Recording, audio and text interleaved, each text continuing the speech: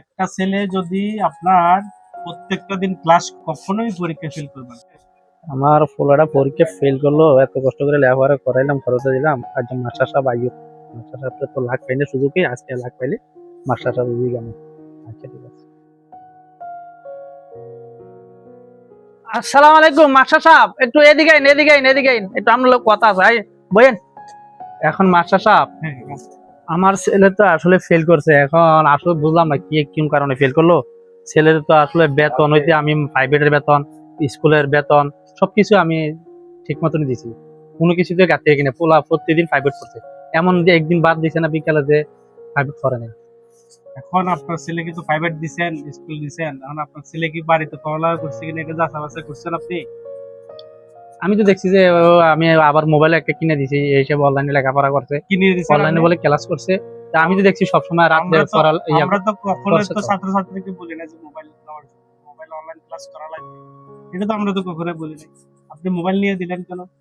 না আমার মনে হয় যে এটা কোনো না কোনো ঘাটতি মাস্টারের ভিতরে হয়তো, না না, আমার এটা মনে হয় এরকম, আমি আমরা বুঝলাম না কিছু এটা আমরা আসলে। যে অনুযায়ী পড়ালেখা করাইছি, যে সিলেবাস অনুযায়ী পড়ালেখা করাইছি, সেই অনুযায়ী পরীক্ষায় প্রশ্ন আসছে, সে অনুযায়ী ছাত্রছাত্রীরা পরীক্ষা দিছে। এখন আপনার ছেলে যদি এখানে ফেল করে থাকে তাহলে তো আমাদের কিছু করার থাকে না। আর আমরা তো যখন ক্লাস নেই তখন তো আমরা বলি যে তোমরা বুঝছো কিনা, কারণ আপনার ছেলে মেয়েরা তো বলে যে হ্যাঁ আমরা বুঝছি। এখন এর ভিতরে তো আমাদের আর কিছু করার থাকে না। আর আপনার ছেলে যদি বাসা যে এগুলো যদি না পড়ে, রিভাইজ যদি না দেয়, তাহলে কিভাবে ফেল করবে, কিভাবে পাস করবে আপনার ছেলে? এটা তো অবশ্যই রিভাইজ দিতে হবে।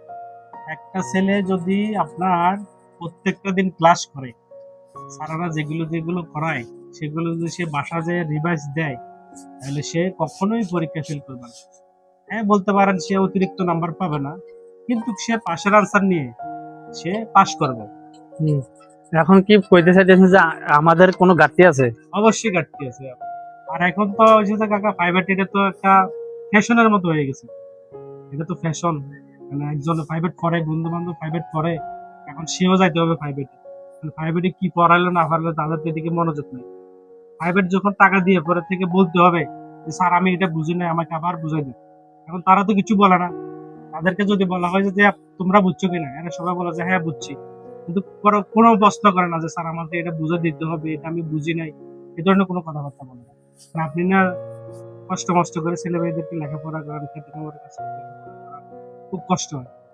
আরেকজনের তো টাকা পয়সা আছে, সে প্রাইভেট যেহেতু দিচ্ছে, কারণ আপনারও দিতে হবে। কারণ আপনি তো কাকা ছেলে মেয়ে যে রাতে পড়ালেখা করে কিনা এটা তো আপনি দেখেন না। তো আপনার ছেলে কিভাবে পাস করবে বলেন? আসলে প্রাইভেটও করেছি ঠিক মতন, আসলে প্রাইভেটের টাকাটুকু দিছি, আসলে কোনো কিছু ঘাটতি দিয়ে নেই। এখন আসলে পড়ালেখার আসলে ছেলের দুর্বলতা, কারণ আসলে কি করবো আর, কারণ আমার তো প্রচুর টাকা খরচ গেছে। আসলে আমি কোনো দিক দিয়ে অবহেলা করি, প্রথম যেটা চাইছি সেটাই দিছি, কোনো দিক দিয়ে পড়ালেখার ব্যাপারে আমি কোনো ঘাটতি দিয়ে নেই।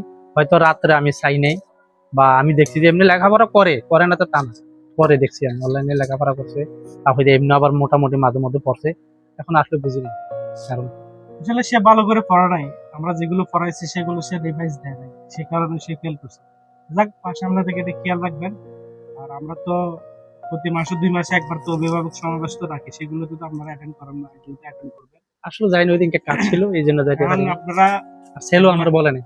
যাই হোক, এখন আপনার সামনে থেকে খেয়াল রাখবেন, ভালো করে পড়ালেখা করাবেন, তো রাতে দেখেন যে পড়ালেখা করে কিনা, কোথায় যায় না, এগুলো খেয়াল করবেন, তাইলে সব ঠিক হয়ে যাবে। আর সবচেয়ে বড় অপরাধ হচ্ছে আপনার মোবাইলটা নিয়ে দাও। আচ্ছা, এটাই বলিস। মোবাইল আচ্ছা যদি ঠিক আছে, নিয়ে না দিতেন তাহলে আচ্ছা ঠিক আছে। আচ্ছা ঠিক আছে, আসসালামু আলাইকুম, আসি।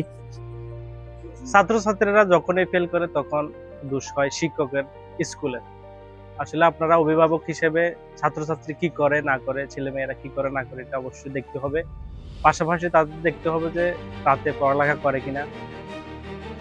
আর ভিডিওটি যদি ভালো লাগে অবশ্যই লাইক কমেন্ট করবেন, শেয়ার করবেন। ধন্যবাদ সকলকে, আবার দেখা হবে অন্য কোনো ভিডিওতে। ততক্ষণ ভালো থাকবেন, সুস্থ থাকবেন। ধন্যবাদ সকলকে।